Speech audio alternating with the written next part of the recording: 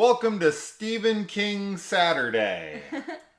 Since this has very little to do with Stephen King, in name only. So, you know how you get this intuition, this gut feeling, right? Where you sit there and you take in something and you say, this isn't right. And then later you go against that feeling and you regret it. Yes.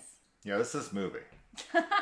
So, yeah. The guy who wrote and directed this movie, Larry Cohn, he wrote a script for the original Salem's Lot. And he turned it into the producers, execs, and they read it and they were like, this is the worst script we've ever read in our life. And they were like, absolutely not. And went and got Tobe Hooper and made the classic movie that we reviewed last week, or 2 weeks ago now. Hence why we're doing the double feature this week. Mm-hmm. And after turning in the worst script they'd ever read, somehow they still let him make this movie. This script is horrendous. Oh, man. So I'm confused. Like, if the guy turns in a script so bad you reject it, don't you think that the next script, like, let's say, like, he comes in, he's like, give me another chance, I really took it seriously this time, or like, I changed it up and I used your notes, or like, whatever. Don't you think the second script would be under, like, severe scrutiny? Like, where you'd, like, be going through it with a fine-tooth comb, just like, okay, it was super terrible before. Like, let's see what this guy can do, but I'm going to really be hard on this because I already, you already have expectations. Yeah. Right? And I can't imagine that their expectations were so low that this script looked okay enough to make. I cannot imagine that's possible. No, I don't think they would be going through a script so carefully, though. I think if you already got a really shitty script, you would just be like, you're not doing cursory skim through. And if nothing like actually looked good, there would be no going forward with it. Yeah. I'm kind of baffled by that because, I mean, hey, you got someone like Ed Wood who was able to make more movies than we ever made, right? And I don't know if I'd be good at making movies, I think we make okay shorts, and maybe I could, you and I could make like a decent film. I could make a movie better than this. I'm pretty sure. I'm positive. I think so. I'm pretty positive, but I don't know. Until you make it, you might get in there and be like, I don't have any talent. Well, there's a lot going on in this movie. Like, we watch a lot of films where it's like, there might be bad acting, but the writing's good, or there's cool effects, or the effects are bad, but the acting's all right. Like, there's usually at least one or two redeeming, like, aspects of the film that we can at least appreciate. And I feel like with this, like, all around, it was pretty subpar. The writing, the acting. Subpar? Subpar is being nice. But, like, yeah, it's subpar. And the effects, for sure. And that's just, like... more like subhuman. I don't know. Subhuman, yeah. Yeah.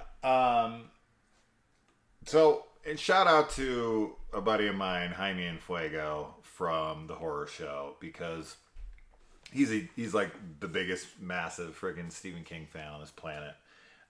He runs a Facebook King group. He does these videos on like everything King on his channel, and he has nostalgia for this film because he likes the director, and this is like one of those kinds of films that's like trash cinema to him, but like fun trash because he grew up on it, and I totally get that. Me too. Like, yeah. The film is a so bad it's good for me, but it's like I'm just blown away while watching it because it feels like they took the first movie, expedited any subtlety, any build-up, anything, and they just jumped to it, right? Because the first movie's 3 hours long. Mm-hmm. The second movie's an hour and 40. Mm-hmm. And I feel like they cover kind of the same ground. They just do it this fast. So fast. Right? Everything, there's no hesitation. There's no build-up. There's no, letting things simmer and, ruminate. And, none of that shit exists in this movie, not even remotely. And it's funny, because I have some notes here that we'll get to, but I was just laughing oh, we're just here now. Yeah. We literally just said this thing 2 seconds ago, and then we kind of just, hard cut. I know. to, them doing the opposite thing, and you're like, oh, so we're doing that thing now. And it's not like a comedy bit, right, where somebody's like, you'll never get me to do that thing, and then it cuts to them doing that thing where it's it's ironic humor. But it kind of feels like that, though. It feels like that, but not intentionally. No. Because I know that isn't the intention. Definitely not the intention, but it is such a weird cut most of the time that it is humorous. Yeah. But it's, as I said, it's not intentional, and if it is, Larry Cohen's a genius. Because it is pretty funny. Yeah. So this is, I think, your first introduction to Michael Moriarty. Yes. I think that's blown away. I was shocked. Yeah. Hey, Mr. Man. You haven't seen something like The Stuff yet. No, I haven't seen The Stuff yet. His acting, especially if it's just like this all the time, is just, I don't even know. I don't know what to make of it.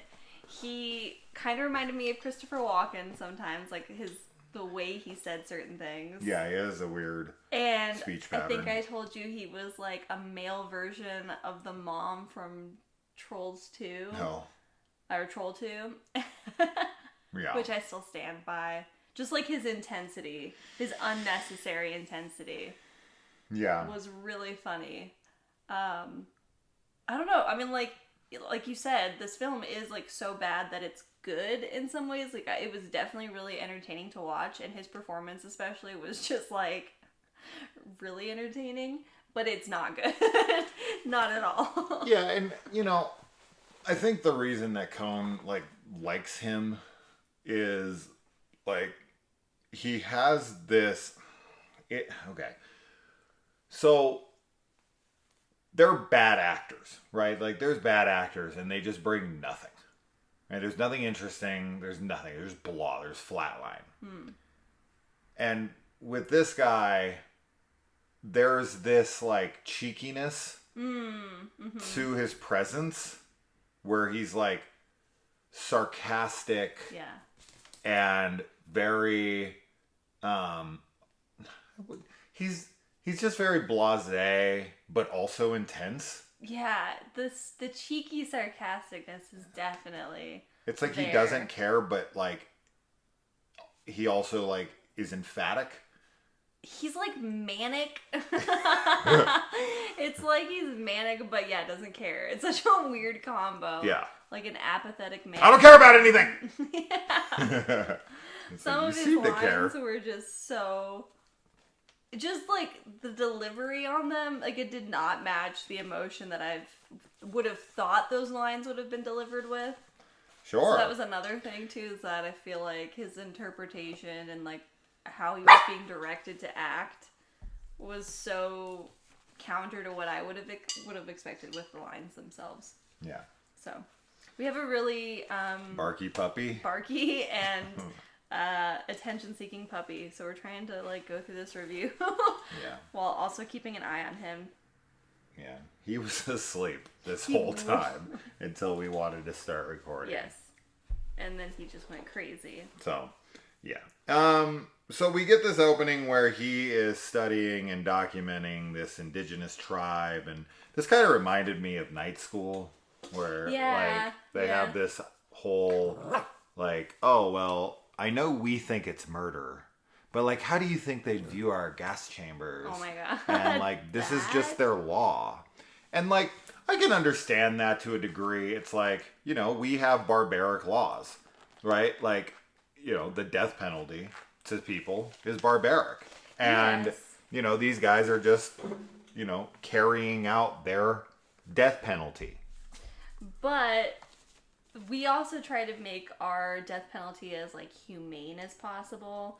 Like, most of the... And although, I guess I don't know, but I feel like now, like, in current day, there's no, like, death by firing squads. Is there actually? Now that I say that, I don't know. No, I don't. But like, think so. I think isn't it more common to have like lethal injection is like the most common like death penalty sentence? Sure, but he says the gas chamber. He says a gas chamber, which I never even knew was a thing. But what they're doing, like what the tribe is doing, they're like cutting some guy's heart out. Like it's really brutal. Sure. So. But to them, that's justice. Yeah. Like to them, because there are people who very much are like, you killed my kid, and I want to kill you the same way. And they want that kind of like eye for an eye, swift justice. Like, no, we know he's guilty. There's no bureaucracy. There's no, court system. There's no bullshit. Like, you did it. Now, in this case, I'm pretty sure it's just the leader of the tribe and the dude caught him with his wife. That's what I was gonna say. And it's like, he like got killing his him, wife cutting pregnant. his fucking heart out of his body. Yeah, okay. Yeah. You can't kill someone over your wife cheating on you. That's not how that works. Yeah. But in their world, it is. And no, of course I disagree. But it's just like the cameraman that he has is very blown away by how heartless this guy actually is. This dog is a terror right now. And we're back, maybe. We'll see. So moving on from the indigenous tribe, he gets a phone call. Says his kid's like hurt or sick or something. And so he rushes home, even though he doesn't really like the kid. But maybe he does because he rushes home to be with him. And then the mom, who's played by the mom from Nightmare on Elm Street, is like, yeah, I just don't want to deal with him. Yes. So he reminds me too much of you. Get him gone. Yeah. And so he's like, oh, well, okay, I have a shithole in Jerusalem's lot, and let's go live there. And when the kid gets there, like, the kid's an asshole for sure. I get why the kid's an asshole, because his dad's an asshole. And his mom is like got a new boyfriend every week. So like I get it. He kind of reminds me of like Robbie. Yes. Yeah, you were saying that 100%. From Cobra Kai. Anyway, so they get there, and so as I was saying, the kid is a shithead for sure. And typically in movies, when kids are like ungrateful or over exaggerate or whatever, I'm always like, oh, just hit this fucking kid. But in this, he goes in the house and he's like, this place is a shithole. And I'm like, at first, I'm like, oh, come on, look out at this place. They look in this house. This place is a shithole. It's so bad. It's like falling apart, rotted floors, rotted walls. This is like a derelict squatter's freaking, like, freaking place where people shoot up. It doesn't even look like the... It's an abandoned building for like 10 years. Yeah. There's like the walls are falling apart. Like this the is... structure is... Yeah, I don't even know if this place is salvageable. It's not up to code. That's for sure. It's not up to code. No. That's for sure. But we don't really care because, they're in town for like 10 minutes. Like, this movie happens so fast. Yes. Now, I will say that we do get a better sense of like the whole town has been turned, right? Which is kind of what they are insinuating is happening in Salem's Lot, the original one. And at this time, because Ben and company kill off Barlow, which should kill and burn down the house with them in it, right? The Marston house. And that should eradicate most of them in that area. Mm-hmm. But we just outright ignore that, and it's like, nah, just everybody here is a vampire. Well, not everybody. They also have some human drones that are like bred to watch over them and make the town look normal, I guess. It's okay to hit a drone. That's what we're here for. Oh my god, that guy. It kind of gave me a bit of a vibe of like Halloween 3 when they got into town, where like everyone's part of the, the cause and shit. Yeah, I actually liked that part of the film. I feel like it was, I don't know, like, it's not written well, but I kind of liked the idea of like a vampire community trying to convince, some people to join them, and some of the like commentary / jokes of the like vampire lifestyle were pretty funny. Like when the old lady they were drinking cows outside, and they were just like, oh, like this one, like, they'll reproduce the blood in a week, but I still prefer humans or whatever. Yeah. And my husband says I have a drinking problem. That was funny. That kind of stuff is pretty cute. Yeah. And I like that he lets his kid drive. Oh my god. He's like 14 and can't even see over the wheel. That was so crazy to me. He's like, here, you drive while I reminisce about this 17-year-old babysitter, or I don't know if she was a babysitter, but 17-year-old that he was in love with when he was 14. Yeah. It was awkward. I would be like really uncomfortable if my dad did that. I'd be like, can you not? But also, I don't know, I guess. So if you were like really hardcore crushing, now we see the girl in this, and I completely understand why he's still reminiscing about her. But if you were reminiscing about a 17-year-old from high school that you knew, and then you ran into him when you were like in your mid 40s, would you still want to bang him if he was still 17? Like it happens in this movie? No. I like you'd be like, I wanted you to age with me, but I guess, yeah. He's like, no. And we do kind of get like a Twilight Bella baby scenario here, where this girl gets knocked up and is like 5 months pregnant overnight. Yeah. Although this isn't killing her like it does. Not like anybody on my channel watched Twilight, but I just watched it with my kids. You should. No, you should. It's iconic. Yeah. So as far as like the letting him drive thing, this of course is very reminiscent of The Nice Guys. When Ryan Gosling lets his daughter drive him everywhere because he's too drunk and too freaking incompetent all the time. Love it. We also get Fat Stuff in here from Creepshow 2, which I loved seeing. He was also in Girls Night Out, which we watched, but we haven't done for a Slasher Sunday yet because we have like 9 backlog Slasher Sundays. So many that we still haven't done. Yeah. But it was cool to see him in here. As soon as I saw him, I was like, that's Fat Stuff. Although he is listed in the credits on Creepshow 2 as Fatso, but there's no way Sam is calling him Fatso. It's Fat Stuff. He calls him Fat Stuff. Fatso. I gotta put on the subtitles, dude, because if he's calling him Fatso, that would be like it would really like change everything. No, because it would still just be Fat Stuff to me. That's what it sounds like. That's always what it sounded like to me. But who knows? I'm that person who, like, I've listened to a song 6 trillion times, and I've heard the lyrics this way all 6 trillion times. But, like, once you get it in your head that that's the lyrics, it's really hard not to hear it that way, right? Sure, yeah. So you're just, like, you're on autopilot hearing it this way, and then you listen to it again one more time with the lyrics, and you're like, that's what they're saying? Right. That's what they've been saying this whole time? That's funny.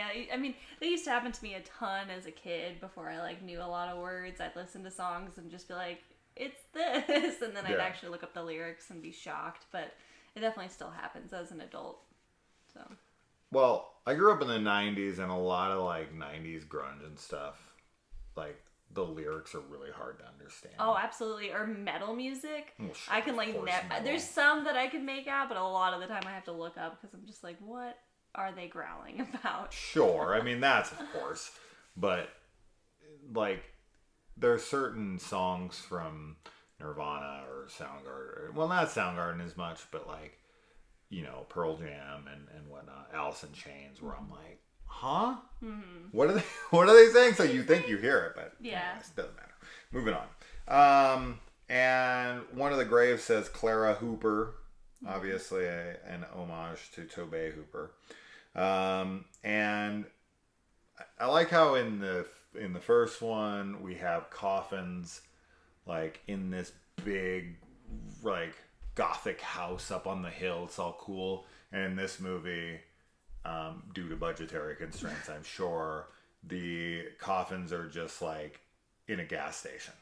Yeah. They're just like behind the freaking one of those doors. What are those called? Like the garage doors? Yeah, but it's like there's a name for those kinds of doors. It doesn't matter, garage door. Well, he just like lifts it up and there's like 6 coffins like right there in the pit, and you're like, well, and then later, that's where they keep their coffins? Yeah, later they're just straight up like on the lawn. Sure. They're just like the whole town. I was like, why are they just there? They just keep them on the lawn? Really? Yeah. And essentially like what this movie is showing is like, if you destroy their coffins, you're destroying them. Like, they don't even have to be like a part of it. Or it's like they're so confused. I don't know. Maybe they think the sun's coming up. So like the one kid who's played by Tara Reid, this is her very first movie.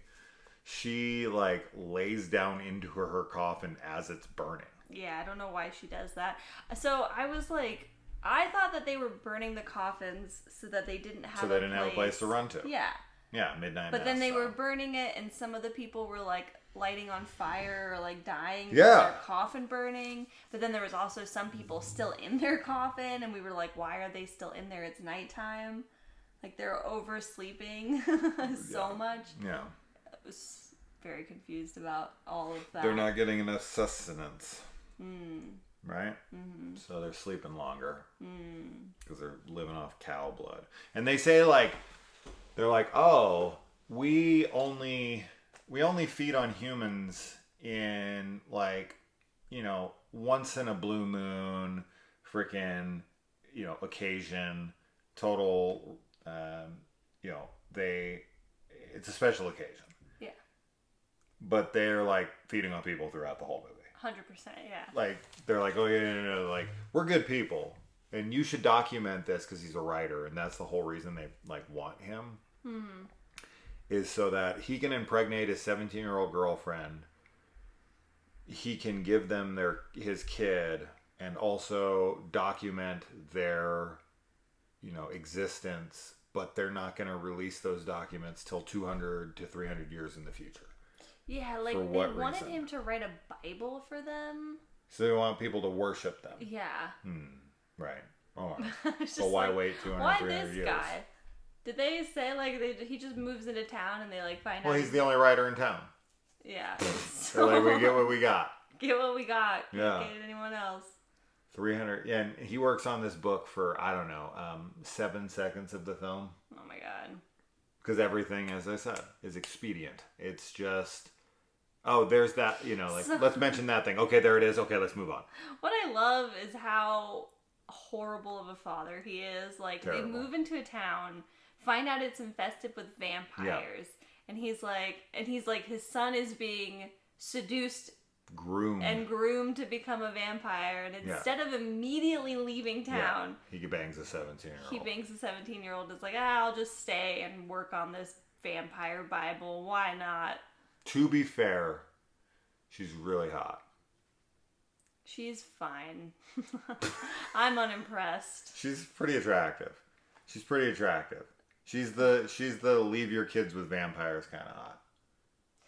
No, not for me. She's not. She would not entice me for that. And what would? I mean, what would? Not her. I'm that hot, right? Yes, you are. How'd you like the girl Sherry, who is the director's daughter, who's died in every film he's made? How'd you like her little like demon voice she does to the cops when they get pulled over? That voice was kind of amazing. I was so like taken aback I wish everybody in the movie just talked like that. Me too. It's so stupid because she's like taunting them so much, like, "Nee, vampire." She doesn't do it like that. It's like, vampire. Yeah. It's something like that. And then she's like terrified and like asking why they even came to her friends. It was like she did like a total 360. And then there's this like really weird cut where this guy is like trying to help her out by saying, "You need to get to the church," and she like goes to run off, and then she's like, it hard cuts to her being like swarmed by vampires. Yeah. And you're like, okay, like who's this person? Yeah. And then I'm like, that kind of looks like the girl that just ran off. It can't be though, because that wouldn't make any sense. That's not how you cut a movie. And then it's just her, and then she runs and she tries to get to the church, and it's like, what? You show her run away, then you show her trying to get to the church, then you see vampires, pounce on her. You don't just cut straight to her vampires on her. Yeah, there's actually a couple scenes in this film where there's very weird cuts, and I don't remember all of them now. Maybe they're in the notes, but we were just like, they must have been missing footage, or I don't know. Didn't have enough. They hired a friggin' editor with ADD or ADHD. Mm-hmm. I don't know either. Or he was in AA. I am one of the A acronym. Yes. And I love probably this. This is like, this perfectly like illustrates this film to me. Like, this perfectly encapsulates everything about this film in like one line. There was a scene where Joe Weber is the name of Michael's character. Joe like goes into this house they show him around town. He's been in town for about 2 minutes. They bring him into the house, and they show him like literally one thing, and it's not even that much of a thing. And they're just like, the guy's like, he's like, "Oh, haven't you figured it out yet?" And it's like, wait, what? Haven't you figured it out yet? Bro, I've been here a minute. And he's just like, "Oh my God, take forever to figure out we're vampires." Yeah. And then he's like, he says one other thing, and then he's like, "Say it." It's very Twilight. Yeah. Right? And he's like, "Vampires." And he's like, "Say it again, Joe." I'm like, dude, what? How did we make that leap? Do you know how hard it would be to convince someone that there's actual vampires in reality? Like, do you have any idea how hard? In movies, we always scream at the characters like, "Come on, they're clearly vampires." But in reality, do you have any idea how hard you would have to press on a logical, sane, non-Sedona person to believe that there's vampires? Yeah, I mean, movie logic, of course, but also I think his character is super unhinged and willing to believe anything. Bro, never before in a movie have I seen someone being expected to have grasped the situation this fast. 1 second. Yeah, he accepts it really quickly and is like not very scared by it or freaked out. Yeah. Which is like, he says something though later where he's like, I could deal with the vampire bats and wherever. Yeah. Like, they'd suck your blood, like things that suck your blood, and don't try to have a conversation after. Yeah. It's just like, the dialogue. That's all it is, right? I know. It was just funny the way that it was. Yeah, the way that it was said. But I want to point out, because I don't know if you're gonna get there, but I just want to talk about it now, that most of the vampires look normal, like just people with like some blood. But there's one vampire that looks like that one troll from Troll 2, that one mask, the best Flat one. But this guy's blue instead. He actually the mask actually does remind me of a movie, and I'm trying to remember what movie that was, but I can kind of see it in my head, but it's definitely one of the worst masks I've seen in a film. I don't understand why he's Swamp Thing villain mask level. Yes, Yeah. it is. Yeah. It's so weird. I mean, he's supposed to be the master or whatever, right? Like the elder guy. He's supposed to be Barlow, which I would love to point out that Barlow is on the cover of the movie. He's on the poster. And that is the most false advertising shit I've ever seen. Because Barlow died, A, and B, ain't in this. Not at all. Yeah. Yeah. The mask is unbelievable. Like, if you've ever went to, like, Party City with your friends, or any other freaking kind of, like, mask store, and your friend threw on, like, one of the bargain bin masks, and it was like, look at me! And it's all, like, wonky and, like, it warped by the sun. Eyes are, like, going in two different directions. This mask's worse. It is. It's bad. It's really, really bad. So, that's just... And it's comedic when you first see it. Because you see, like, all these other people, vampires that are, like, second blood, and then it's just, like... it's so jarring. It's so fitting, though, for this film. Yeah. If the effects were great, it would be very weird. It would be so weird. There's also a moment in the end when they're burning the bodies where when they pop something out. But it pops up so fast, and I love. There's such an inconsistency. Yes, I was just gonna say the inconsistency of how everybody looks when they're burning. Like that thing pops up. It's like some weird corpse looking thing, and it's really quick, and then it cuts away, and then another girl they like pour like holy water on her, I think, and she like. It's a jump cut to just like a melting like skull. Yeah. All of them are different. None of them are consistent. And I definitely feel like there should be some consistency because they're all vampires. Yeah. Yeah. I got nothing on that. It is funny though. Shout out to the music though. I think this would have made great music in an NES game. Yeah, the music was like really hype. The music very much felt like a game, like from a game on the NES that I would have played when I was a kid. Yeah. Yeah, I felt like some freaking Castlevania boss music. To like smash up, left, right, down to get... I was in it. Can you tell I never played NES? I'm like up, right, left, I don't know down. what you're talking about. I thought you were going to do the Konami code there for a second. And I like the line... I'm going to kick your ass till you can't suck orange juice. Oh, yeah. Like, what? It's supposed to be like... Like through his ass? No! Like, because he sucks blood. Yeah. But he wouldn't be able to suck orange juice through a straw. I think is what we were saying. Okay. It's a silly line. It's funny. Then his kid attends a child wedding. Oh my god.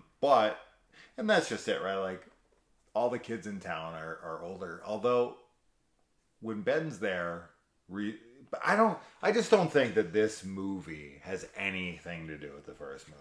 And when I say that, I don't mean like, obviously there's no continuity with the first film. But I mean like, I don't think that the first film happened in this world.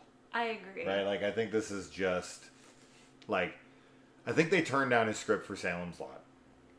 And when they finally approved it, after the first one made enough money, and this is one of the rare instances where a TV movie got a theatrical release. Can you believe that they released the classic Salem's Lot from 1979 on television, and they released this one into theaters? No, I can't, but seeing this in theaters would have been a wild experience for sure. It was in theaters for a whole week. That's crazy. Before it was pulled. That's crazy. Yeah, I definitely don't think that this is like bootleg Salem's Lot. It is not connected at all in any way. This is like a fan film, is what it is. Sure. And a poor one at that. Although I haven't seen many good fan films, to be honest. That's why I don't watch them. Anyway, yeah, so... yeah, we only feed on people once in a while. No biggie. Like, that's so funny to me. Like, oh, no, we're not as bad as you think we are. We just kill people, like, periodically. Could you imagine? Could you imagine if, like, you hung out with, like, a serial killer and he's like, oh, I'm not like Dom or Bundy or any of those guys. Those guys are fucking crazy. Like, I only kill people, like, once in a great while. Like, once and then every while 5 you're years hanging or out with something. him, he kills, like, 20 people. And you're just like... You're like, bro... You do that blink. Your once in a while must be a much different version of what I would think.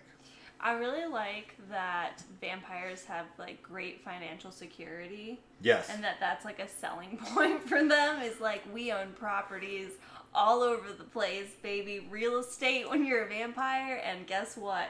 You don't have to pay the government. Pretty sure that they're probably driving housing prices down by killing all the residents and keeping everyone 12. Yes. Why are there so many kids? And there's so many kids. What's up with the drunk scene? I don't understand. There's like 2 drunk hobos that are hanging out and they're fighting over a bottle of Jack Daniels, and then kids show up, and I thought for a second that the guys were going to try to molest the kids. They were 100% he's like come over here, little girl. But then the other kids showed up and he's like, hey, you guys come. Yeah, you brought your friends. Come on over here. We'll fuck you all. I don't know what that scene was. Yeah. I think but I'm glad they died. I am too. I didn't feel good about them. They were definitely degenerate. Yeah, I think that they were pedophiles. And I don't know why, but I don't know what. Okay, I know why it was in the movie. It was in the movie to be like, look at these creepy killer kids. Sure. Like, that's the only reason. It's just like, these kids kill. Yeah. But, yeah, the fact that there's so many vampire kids running around, and some of them are, like, the ones that get married are, like, 5. Yeah. They're, like, so young. They're not, like, whatever his name is, his age, because he's, like, 14. 12, 13 or Comes something. home and his dad's like, did you get laid? Yeah. And I'm like, kid's 12. And then the kid's like, did you? And he's like, fuck yeah, up top, right? But he's like, the girl I screwed is maybe like 5 years older than the girl you probably screwed. Yeah, but the ones that get married, I was so disturbed, I should say. Yeah. Well, I mean, obviously, that's not something we're used to seeing because this isn't the 1700s. Right. When 5-year-olds got married. when girls that age were marrying dudes my age. Oh my god. And yeah, she purposely stayed 17 for him. You know, I would have liked for her. This would have actually been funny for her to be like, I stayed hot for you. The fuck happened to you? Instead, well, no, because she was like, you were too young for me when I was 17, but now that you're 40. 55. So it's fine.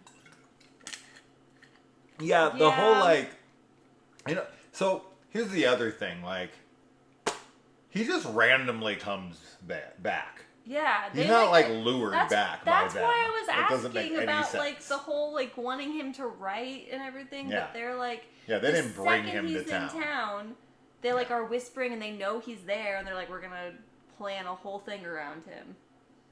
It's so like what? Just and the girl's like, is he finally back?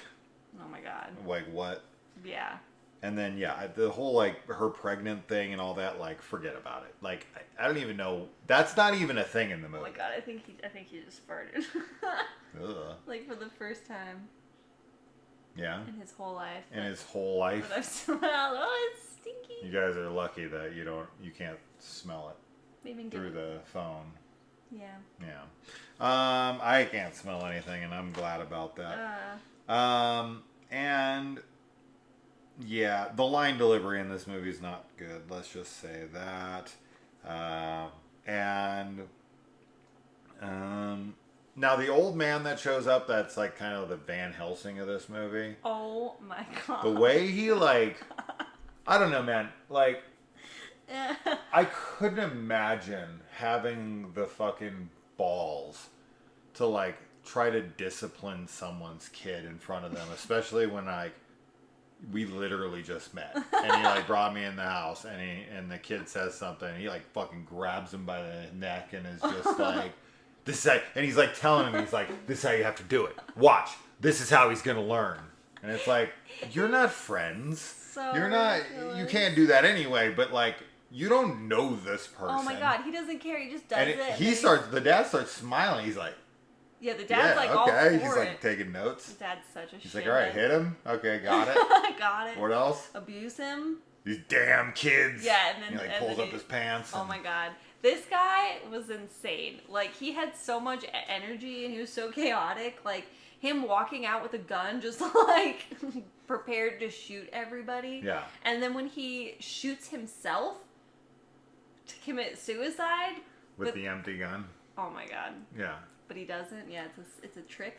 But the empty gun actually might make sense because he loaded a blank into the chamber as it was, held back. So maybe. I don't know. I also really like when he like pretends to like be falling into a coffin and Dude. is like. He doesn't pretend to fall into a coffin. He pretends that a vampire's attacking him in a coffin. Yes. And he's like, and he puts the freaking gun through his freaking egg and kiss. That is amazing. Dude, that is amazing. That guy That's was so like funny. He's the best part of the movie. 100%. He's easily the best part of this film. Literally every single second with that guy is fucking funny. So good. Yeah. And when they first meet him, he's like looking for his friend. Not a friend. He's looking for a freaking Nazi. Because he's like gonna go punish him, or I don't know. Yeah. But he pretends like it's like a friend or like an acquaintance or whatever. And the kid is like, man, getting old. Like, that's one reason. I'm just like, what? What is... I don't understand what the deal is with that. He's just looking for somebody. Yeah. Who the hell knows? And, yeah, I mean, he shoots himself, but then he just pulls up on a bus and he's like, I shot myself, I fell over, tricked him. Like, I'm fine. He totally commits suicide, but fakes out the vampires. Yes. Don't you think, like, vampires could sense if his heart stopped? Yes, like, I do think mean? that. I do think that. I think that they would have the supernatural ability to know. Yeah. Yes. Okay. But he gets away with it. Yeah. I don't know. I do like that he shoots the freaking vampire in the head and the bullets just stick to his head. He's got good aim. He does. He's got not as good, but almost as good of aim for headshots as Laurie Strode. Yes. Right through the eye holes. Dude, she's a sharpshooter. She is a sharpshooter. She should be trained by John Wick. 100%. Yeah. Yeah. I'd watch that. I would too. So that's Return to Salem's Lot. It's an absurd film with terrible line delivery, hilarious characters, a killer soundtrack for the NES. And yeah, you gotta see it to believe it. It's like one of those weird recommendations where I'm like, you gotta see it. Yeah, You should just gotta watch see it because if you've ever seen like a Larry Cohn film before, though, like then if you've watched like the stuff, you're gonna know what this is like. Like I have to show her Chocolate Chip Charlie because like the stuff is like this. It's fucking ridiculous, and he's the main character as well in that. His character's name's Mo, and I can't wait for you to find out why. His delivery on that is the best shit ever. And I like how he's put in these movies by Larry for like, I feel like sex appeal, which is super funny. Oh, or like tough guy, hot. Yeah, like, I thought he tough, was trying sexy to like dude. I thought that was It's the like, vibe he was going for. What? And I was just like, that's not it with No. him. Not at all. No. Yeah. But I love it. I love it It's because very it's like entertaining. that false confidence. Yes.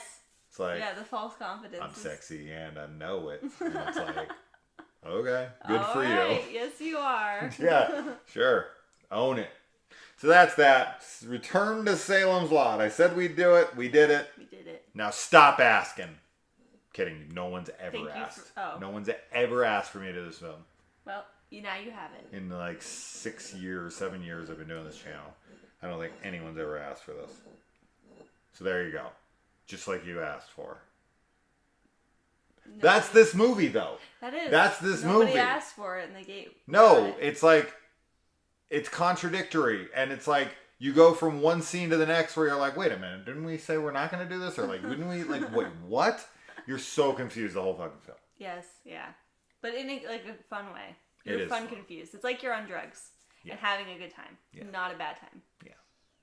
All right. Let us know if you ever watch it or if you already have.